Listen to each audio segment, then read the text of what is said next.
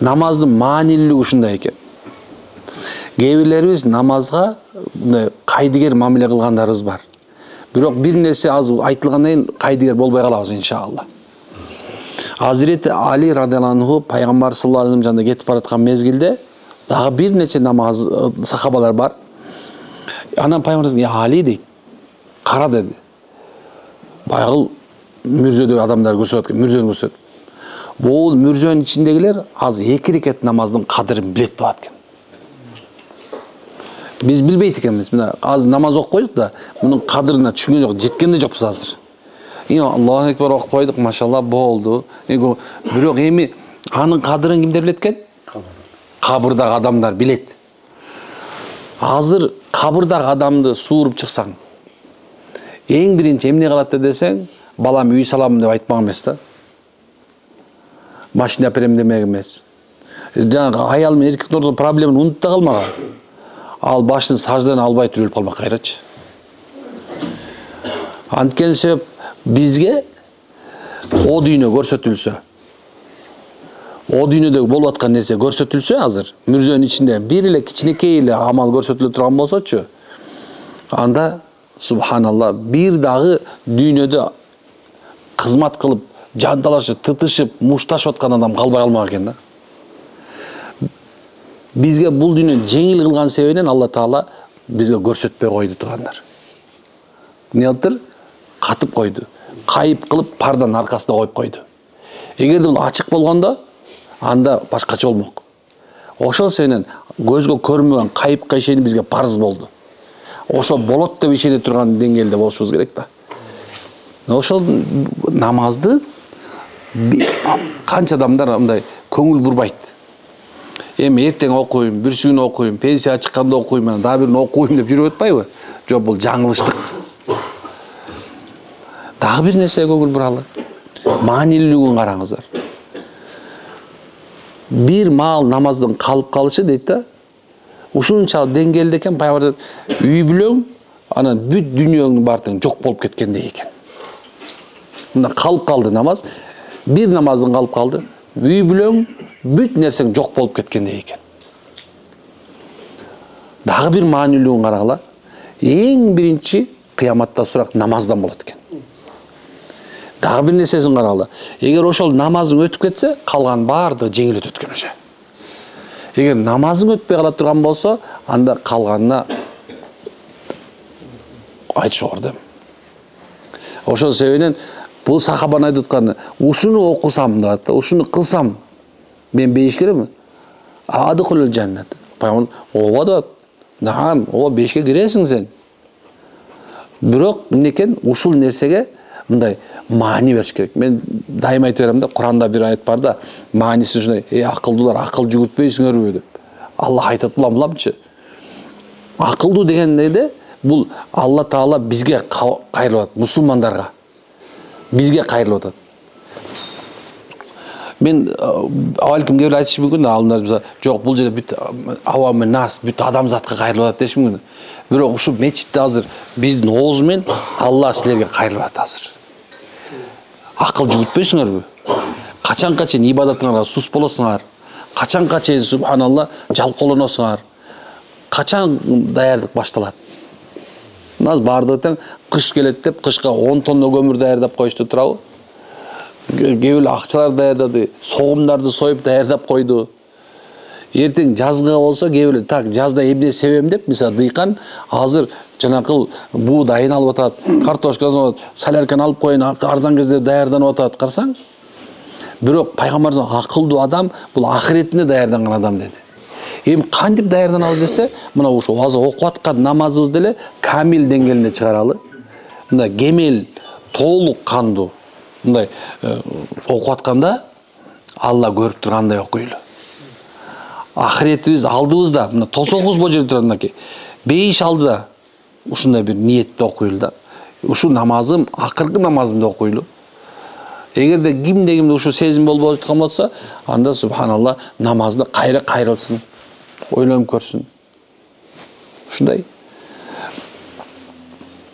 Намаздын өзгөчөлүгү ушул.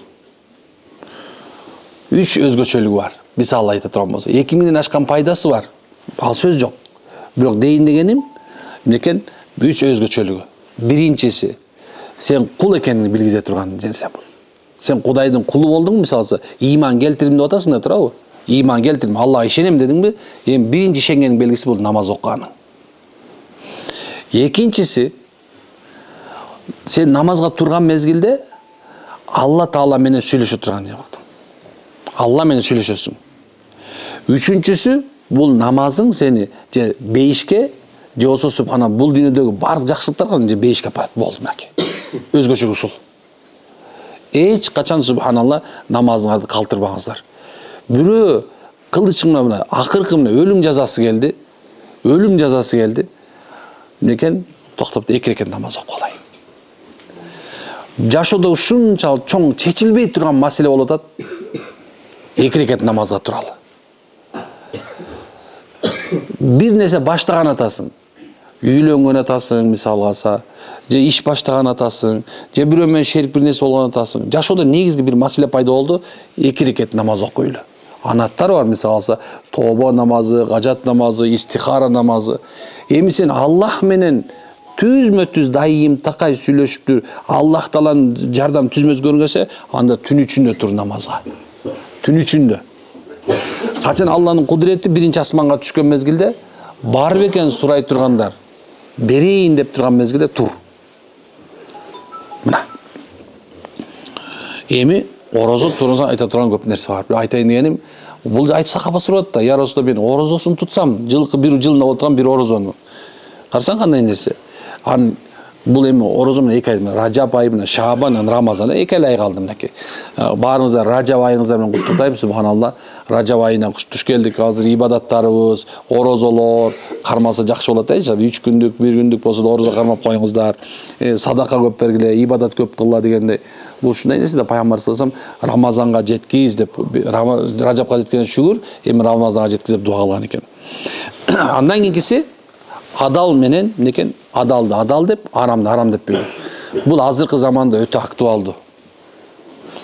Биз мусулмандар азырында кылгабай калдык. Иши курсагым тойсо болду, иши бул акча тапсам болду деген эмеге өтүп кеттик.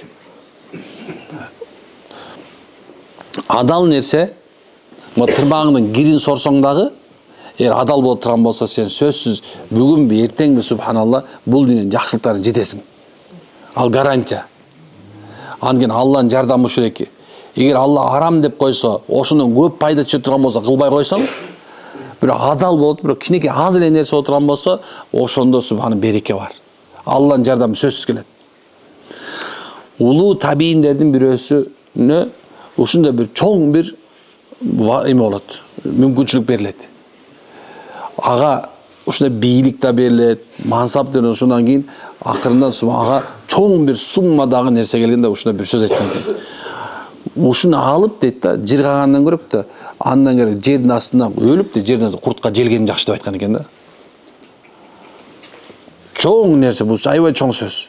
Эгерде акылга салып көрө турган болсо, ошону алып үстүнө жыргагандан көрөк да, жердин астында куртка желгеним жакшы делген экен. Бул нерсени бойго эметип алыңыздар. Азыр балдарыбызды окутатабыз. Анан кийин бир тааныш таап туруп, бир жумушка киргизип, эмне кылыш керек ал? Акча тебеш керек. Эми ал айлык эле алып жаша деген нерсе жок да, балам. Эми эл деле эми тигин алып деле жыргап жашап атпайбы, эмне болмок эле. Берип атса, мисалы бир айтат, бир бала, устаз, мен ушундай бир жумушка кирдим, чоң жумушка кирдим. Абдан чоң акчалар берилет экен. Мен ошол нерсени кандай кылам дейт. Эми албаңыз десем, аны албай кое турган болсом, биягы дагы болбойт экен дейт. Биягынан кысат экен, биягынан кысат экен. Эмне кылам? Алба. Анан кандай кылам? Алба. Биягынан кандай алба. Ошондо отуруп, машалла, Алланын кудурети ошол бала албай, ошол мындай экен, цепочка экен да. Ошол үзүлүп калат да, бүттү. Эми тигилер алып салайын десе, биякта башка бири койгон, чоң киши койгон да. Эми айтат, ушул жерден токтогондон кийин бияк жагы башкача болду дейт эми. Бояк жагы өнүгүп кетти дейт. Анткени бияк жагы келип, биягы токтойт экен да. Бирок мен өлтүрөм дешти дейт. Жок, арам деп албай койдум дейт.